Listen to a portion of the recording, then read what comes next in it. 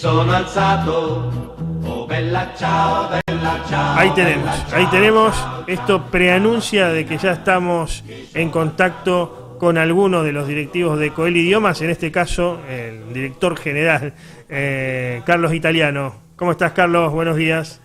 Hola, buenos días. Escuchaba atentamente lo de tu pasión por el cine hollywoodense y la mafia. Claro. Sí, para mí también. Tengo una debilidad por ese tipo de películas. Y las clásicas, más que nada, que eran las que tenían mejores argumentos. Después por allí, con tantos efectos especiales, se perdieron los buenos guiones.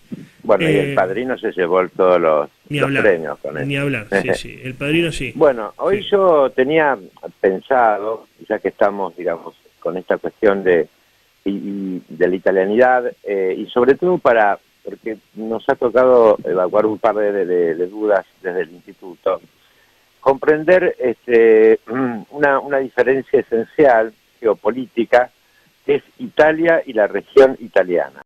Uh-huh. Vamos a empezar a definir. Región italiana es la región que comprende desde los Alpes hacia el Mediterráneo, incluida la isla de Malta. Eso se llama región italiana. Uh-huh. O sea, tiene por norte el arco alpino y por el sur la isla de Malta. Esta región italiana, así como está vista, no coincide para nada con el Estado italiano. ¿Por qué? Porque la región italiana está comprendiendo el Principado de Mónaco. Ajá. ¿No es cierto? El Principado de Mónaco está comprendiendo la República de San Marino, Uh-huh. el Estado Vaticano y la isla de Córcega, que es de dominio francés, es decir, y la República de Malta, obviamente. Entonces, a veces cuando decimos Italia, pareciera como que es una expresión geográfica, y no, es una expresión política que comprende varios estados que no son desde ningún punto de vista italianos. O sea, es la bota, independiente. Es la bota y un poco más que la bota, digamos. Es un poco menos que la bota. Poco menos que la bota. Porque el Principado, la República de San Marino, el Estado Vaticano, ¿no es cierto?, están dentro de la bota y no son italianos, y son absolutamente soberanos e independientes. Claro. Con la característica aparte de que el Estado Vaticano es un estado de 0,44 kilómetros cuadrados dentro de la ciudad de Roma. Es el único caso en el mundo en el que se da que un estado esté dentro de una ciudad. Por lo general, un estado esté dentro de una ciudad. Por lo general se da que un estado comprende una o más ciudades, pero no que una ciudad albergue un estado. En el caso de Roma, por particularidades muy especiales de la historia italiana, se da de esta forma, ¿no es cierto? Y aún más, el Estado Vaticano excede lo que se llama la parte de la Basílica de San Pietro. También están algunas basílicas como Santa María Maggiore, ¿no es cierto?, que forman parte del Estado Vaticano, y que están ya fuera también de ese perímetro de lo llamado Vaticano. Pero son estados totalmente independientes, con facultad de emitir pasaportes, con la facultad, absolutamente con un cuerpo diplomático y representativo internacional totalmente independiente. Solamente la República de San Marino es representada en las Naciones Unidas por Italia subsidiariamente, pero también puede tener su propia representatividad. Con respecto, a los otros puntos que yo señalé, el Principado de Mónaco forma parte de la región italiana. Por más que sea protectorado francés, por más que sea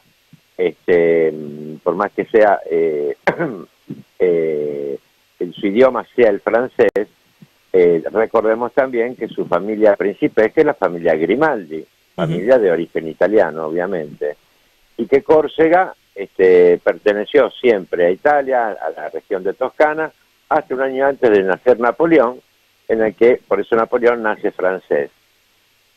Por eso, esto del Estado italiano y la región italiana es una cuestión que está bien poder determinarla. Y de aquí salto a la cuestión de la ciudadanía italiana, ¿no es cierto? Es decir, que también es un tema que para nosotros es de continua recurrencia. ¿Quiénes pueden ser ciudadanos italianos de doble ciudadanía? Vamos a explicar. Italia tiene, hay dos sistemas de adquirir ciudadanía, ius soli y ius sanguinis. Nosotros en Argentina tenemos ius soli, es decir, tenemos la ciudadanía del lugar donde nacimos. En el sistema italiano, ius sanguinis, la sangre o, digamos, la genética o el origen, es el que da el derecho a la ciudadanía. Por eso, Italia tiene, digamos, esta cuestión de la doble ciudadanía que se extiende a los descendientes de todos los italianos, varones italianos, en el exterior. Y de mujeres, vamos a aclarar aquí también, nacidas a partir de 1948. ¿Y por qué? Porque en el año 46, 1946, cae la monarquía italiana, hay 2 años de constituyente, del 46 al 48, donde se elabora y se sanciona la constitución italiana, de carácter republicano, y es ahí donde se le concede a la mujer los derechos políticos. Es decir, que las mujeres nacidas después de 1948 pudieron transmitir a través de su ciudadanía por su mero nacimiento, por ser italianas, porque transmitían también el derecho a voto. Entonces, esto hay que tener mucho cuidado a veces cuando se dicen vamos a tramitar la ciudadanía, si lo vamos a hacer por la parte materna, digamos por parte de una mujer, esa mujer haya nacido después de 1948, si no, no procede la ciudadanía.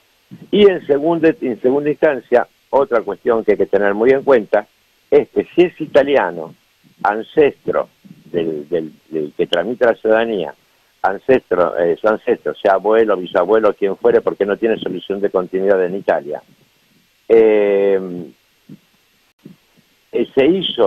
se nacionalizó argentino, puede tener 2 consecuencias. Si se nacionalizó argentino y posteriormente tuvo hijos, listo, el caso no va. Es decir, el hijo que nació acá es hijo de un argentino, por lo tanto no procede la ciudadanía. Claro. Si en vez vino de Argentina, tuvo hijos y después se nacionalizó argentino, es una cosa totalmente diferente, porque los hijos lo tuvo como italiano, por lo tanto transmitió la ciudadanía. Se da el caso, muy común, en el que una sola persona que ha transitado por ambas situaciones, es decir, vino a Argentina siendo italiano, tuvo hijos, después se nacionalizó y después tuvo hijos. Pues bien, uno o los descendientes de uno podrán tramitar la ciudadanía y los otros no. Claro. Porque unos figuran como hijos de un italiano y los otros figuran como hijos de un argentino naturalizado. Claro, sí, sí. Entonces, son cosas y aspectos que hay que tener muy en cuenta, por eso cuando se tramita la ciudadanía italiana, lo más importante, hay 2 documentos que son importantísimos, lo digo especialmente para aquellos que la quieren tramitar, la están tramitando. Primero, el documento que venga de Italia donde se certifique que su ancestro es italiano. Sin eso no se puede empezar ninguna ciudadanía, sin esa verificación. Y ahí también podemos encontrar algunos problemitas también. Muy interesante, la verdad que sí. Sí, sí. ¿Cómo? No, muy interesante esto que estamos diciendo. Muy Y en el segundo caso es el documento que emite el colegio electoral aquí argentino. ¿Por qué? Porque si esta persona está empadronada dentro de los electores argentinos, bueno, es argentino, no es italiano. Claro. Entonces a partir de ahí hay que empezar a ver cuándo se hizo italiano, cuándo se hizo argentino, cuándo dejó de ser italiano. Con respecto a el documento que viene de Italia, tenemos que considerar una cosa. Italia se unifica en 1861, con capital en Roma en 1870, y termina su demarcación actual geopolítica, ¿no es cierto?, en 1918, después de la Primera Guerra Mundial, cuando se incluye el Trentino Alto Adige, que es una región colindante con Austria. Y entre 1918 y 1945 también tiene la parte de la Dalmacia, que es un pedacito muy yo para que se más o menos se den cuenta, hacia el este, que hoy pertenece a Eslovenia. Claro. Es decir, hay italianos que no pudieron haber no nacido italianos, es decir, una persona que nace en el Trentino, en su momento nació austríaco, después fue italiano. Claro, sí, Pero sí, una sí. persona que nació en Eslovenia, a lo mejor si nació entre el 18 y el 45, nació italiano, pero hoy es esloveno. Muy Entonces, ahí interesante. hay que... Sí, sí, sí, muy interesante. Evidentemente vamos a seguir después en otras oportunidades. No, sí, yo lo que quería era dar sí. este pantallazo como para decir, bueno, es un tema muy interesante y que estoy dispuesto a responder las preguntas que quieran hacer las personas, la audiencia, ¿no? Claro, el 14 empiezan interesantísimos cursos en Coeli, los repasamos Ahí rápidamente. justamente te quería agarrar. Bueno, lo hemos trasladado al día 21, Día 21. porque mucha gente se ha inscrito y nos ha dicho, estamos de vacaciones. Entonces lo hemos trasladado al día 21 y hay que recordar que todos los cursos de idioma, italiano, francés, portugués y español para extranjeros, literario, ¿no es cierto? Perdón, y español para extranjeros, tienen el 50% de descuento para jubilados y para todo tipo de estudiantes. Más que accesible. Una ganga, una ganga. Muchas gracias, Bueno. Carlos, como siempre. Un saludo. abrazo y nos estamos viendo siempre. Adiós.